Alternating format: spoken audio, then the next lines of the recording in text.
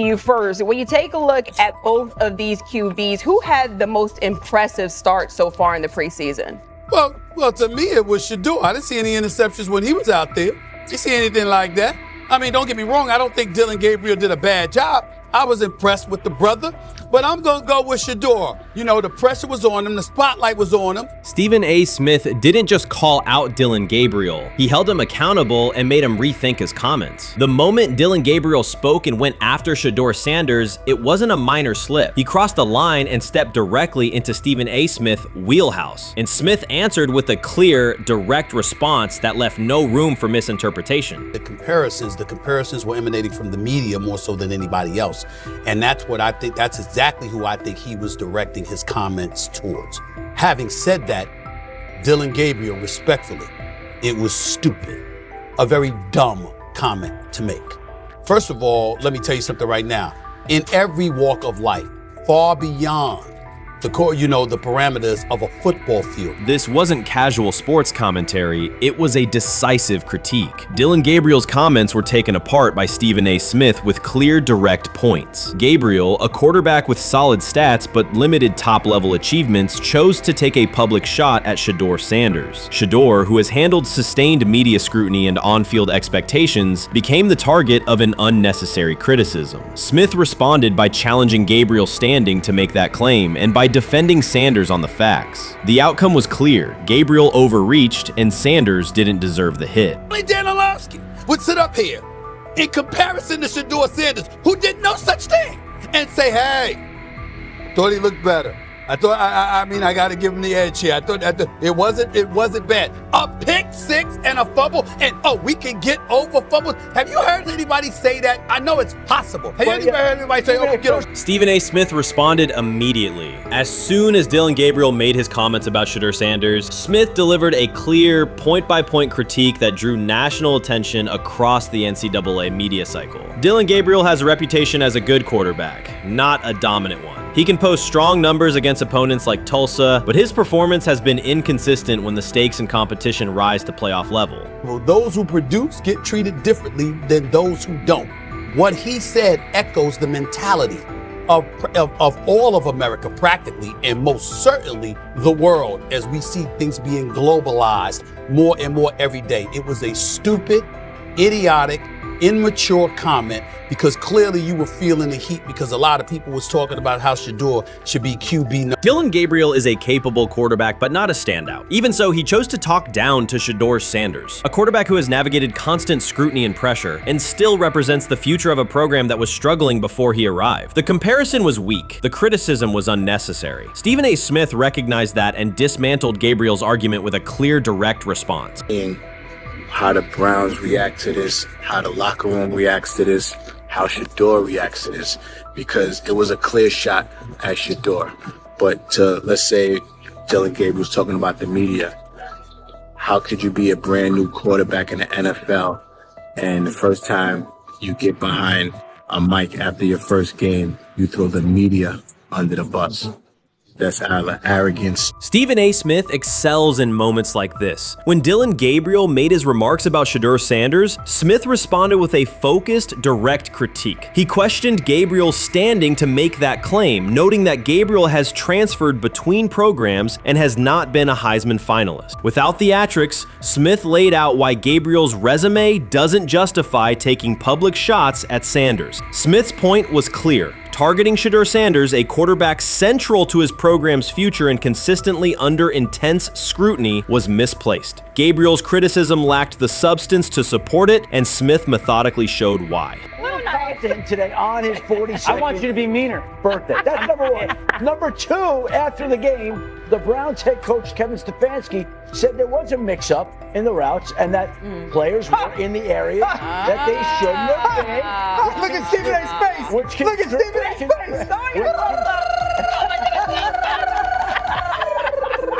Look at Stephen A. Oh my Lord. The strength of Stephen A. Smith's response was that he didn't just address Gabriel's remarks. He challenged the image around him. Dillon Gabriel often presents himself as an overlooked contender ready to surprise. But the reality is that his profile hasn't commanded broad attention. It's a clear reminder that not every opinion carries equal weight. In defending Shedeur Sanders, Stephen A. was direct and precise. Shedeur isn't just a quarterback. He is Deion Sanders' son, which subjects him to scrutiny far beyond anything Gabriel has faced. Even under that pressure, Shedeur has maintained his composure, shown confidence, and delivered in key moments that helped revive a program many had written off. Stupidity, all of it.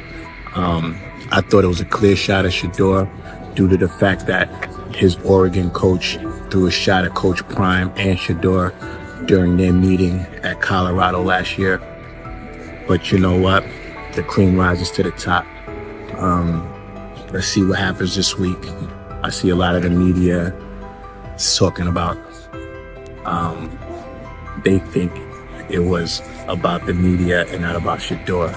And I think that's a chess move. For Dillon Gabriel to take shots at Shedeur Sanders was a miscalculation. Stephen A. Smith made the mismatch clear. Gabriel's attempt to shame Sanders was unnecessary and counterproductive. You don't target Deion Sanders' son when Deion has turned Colorado into primetime television. It underscored that Dillon Gabriel has often played with a chip on his shoulder because the spotlight hasn't followed him. He has been around long enough to compile numbers but not to earn broad respect. That's why going after Shedeur was misguided. Sanders, despite ups and downs, drives headlines. Gabriel's most notable headlines have been his transfers. Stephen A. Smith pressed that point without hesitation, challenging Gabriel's standing and leaving his argument looking like a forced throw that turns into a pick six. You know what? Still needs to thank me a little bit more for that restaurant I treated him and his family to, because it was big time, and stop embarrassing me by going places and trying to use coupons. That's how pathetic he is. The point is that a pick six and a fumble is usually considered a bad day. Stephen A. Smith didn't need to raise his voice to make the point. He presented Dillon Gabriel as a player whose talk outpaces his resume and defended Shedeur Sanders with clear comparisons. That's why he called Gabriel out so directly. The comparison wasn't just unfair, it was forced. Now look at Gabriel's record. The numbers are solid and he can win against average defenses, but the resume lacks defining markers. There's no sustained Heisman contention, no late season surge that reshaped the national picture, and no postseason moment that cements a legacy. The track record reflects steady production, not top-tier impact. That's the gap Smith underscored. Gabriel's criticism of Shedeur Sanders wasn't supported by what he has accomplished, while Sanders continues to carry a program under constant scrutiny. Let's see some of them step up and make some plays out there. Ain't no way. Gabriel Ain't no way. He's not built like that. No way. And this one is picked off and going back the other way. Oh my God, why did he stop playing? Now it's a foot race. And that is that. They told me bust out my AP, perfect timing. H-shot, we about to get legendary. Shedeur start the next game, baby. Shout out Dillon though, you know what I'm saying? Bro, I love you, my heart. What am I bigger than cheese, bro? You know what I'm saying? But Shedeur got it. Shedeur Sanders is a national brand who draws viewers for both performance and result. Dillon Gabriel's attempt to diminish him read as resentment. And Stephen A. Smith called out the insecurity and lack of awareness directly. Colorado under Deion Sanders is prime time, and Shedeur sits at the center of that spotlight. If Gabriel expected the sports world to agree while he took a shot at Shedeur, he misread the moment. Smith dismantled the argument and questioned the credibility behind it. Gabriel will move on. He'll keep playing, give interviews, and have fans, but this exchange will trail his media profile as a reminder of a misstep. It's a clear example of a resume that doesn't justify taking public aim at a quarterback carrying that level of scrutiny and responsibility. For the Cleveland Browns preseason game today is that the way that some white folks watched Shedeur Sanders last week is the way that some black folks were watching Dillon Gabriel today. And it's not Dillon Gabriel for Dillon Gabriel's sake. Most folks don't have a problem with Dillon Gabriel. It's what he represents, which is the disrespect of a black person for no other apparent reason than they are a confident black person. Dillon Gabriel thought he was aiming up. Instead, he was placed back among quarterbacks who are good but not great. Stephen A. Smith made the central point. Dillon Gabriel doesn't shape the conversation. Sports are about narrative as much as numbers, and Gabriel's story doesn't move the culture, while Shedeur Sanders does. Smith highlighted that contrast clearly. By the end, Gabriel's credibility had taken a measurable hit. The critique was decisive and sent a broader message to any player considering public shots at Shedeur Sanders. If you step into that debate, you will be held to a higher standard and your resume will be tested. Dillon Gabriel learned that the hard way. You can't fire the owner because Nope. he can't fire himself. Yeah, someone's head's going to roll, unfortunately, in this situation, and it's probably Stefanski and Barry. I saw on The Athletic. I don't think that's fair, by the way. Stefanski, that part. I agree. I was saying the other day on my podcast that Barry should be fired. And I said I wouldn't fire Stefanski, but a couple of people made the point of saying, well, if you fire the GM, you got to give him a chance to hire his own coach, which is fair. That's true. So I would fire Barry. I would hire a new GM. If that GM thinks Kevin Stefanski's a good coach, wants to stick with him. Right. The situation in Cleveland has escalated with the NFL. Sources indicate GM Andrew Barry is prepared to move on from head coach Kevin Stefanski if he refuses to elevate Shedeur Sanders. The Browns are weighing a major quarterback change. Leadership appears to be aligning behind Sanders and pushing for immediate action. This is a high-stakes decision about control and the team's direction. I think it's unfair for me to comment in I guess maybe on behalf of the industry. All I can say is this, the time that we spent with Shedeur, and what he's done throughout his college career is impressive. He's an impressive young man. He's a really good quarterback. Sometimes fit comes into play, and I'd also say this, there are 4 more rounds of the draft, and then maybe lastly, it's less about where you get picked and what you do after you get picked. That's really the most important thing. Getting to know him over the course of the spring, he has a ton of resolve. Andrew Barry appears to be at a breaking point. Pressure from fans and within the organization to play Shedeur Sanders is intensifying. Barry is pushing for a move towards Sanders, while head coach Kevin Stefanski remains cautious about altering the depth chart. The divide is clear. One side wants acceleration, the other a measured rollout. The organization is under heavy scrutiny, and the focus has shifted to when, not if, Sanders sees the field. Has the 4th highest odds of any head coach this season to be fired. He's clearly on the hot seat. It's been a discussion for really a couple years now, dating back to last season's 3-win season. And he's always had kind of hot and cold seasons. And now the sports books are saying he's 4th on the list. Number 1 is Mike McDaniel of the Miami Dolphins, Brian Dable of the Giants at 2, Shane Steichen at 3, and there is Kevin Stefanski plus 650 to be fired. This has moved beyond tension to outright stubbornness. Rather than elevating Shedeur Sanders, the staff has chosen Dillon Gabriel. The current depth chart looks less like a forward plan and more like resistance to change. Fans have been clear about who they expect to see, yet the organization keeps delaying. Every week without a real evaluation of Sanders slows development and blurs accountability. Cleveland is choosing a conservative approach when a decisive decision is needed, sending a message of uncertainty to both the locker room and the city. Now being the 3rd string quarterback for the Cleveland Browns, was that so much was made out of unbelievable. He actually made the team as the 3rd string quarterback. Like that was a big deal. Like that was somewhat of a surprise to a lot of people.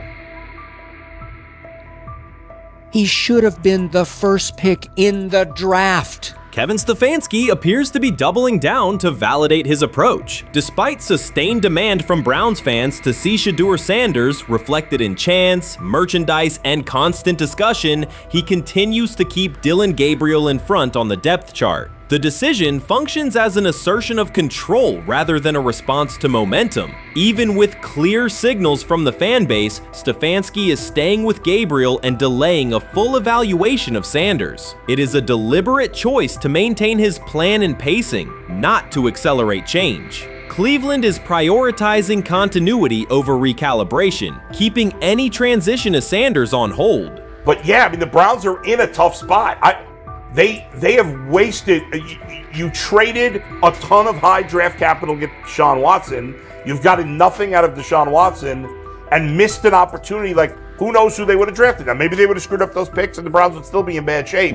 Andrew Berry is likely frustrated watching Dillon Gabriel default to conservative throws while the offense stalls. From a football perspective, this appears to be the hill Kevin Stefanski is choosing to stand on. Keeping Gabriel ahead of Shedeur Sanders has limited the unit's explosiveness and prevented a full evaluation of a higher ceiling option. Drives end quickly, field position flips, and momentum is lost while Sanders remains on the sideline. Fan patience is wearing thin. Each ineffective series intensifies criticism and shifts scrutiny toward the coaching staff's criteria for the depth chart. With every additional snap for Gabriel, the decision reads less like an open competition and more like rigid adherence to a plan that isn't producing results. The optics are clear. A dynamic quarterback sits while a cautious approach keeps the offense in neutral. If this continues, accountability questions will grow inside and outside the building. What performance benchmarks keep Gabriel ahead of Sanders? When will Sanders receive first-team reps in live situations to allow a fair comparison? The front office must decide whether to preserve continuity or pivot toward a timely assessment of Sanders. The longer the current approach stays in place, the more it signals stubbornness rather than adaptation, and the more pressure mounts to realign the plan with on-field output.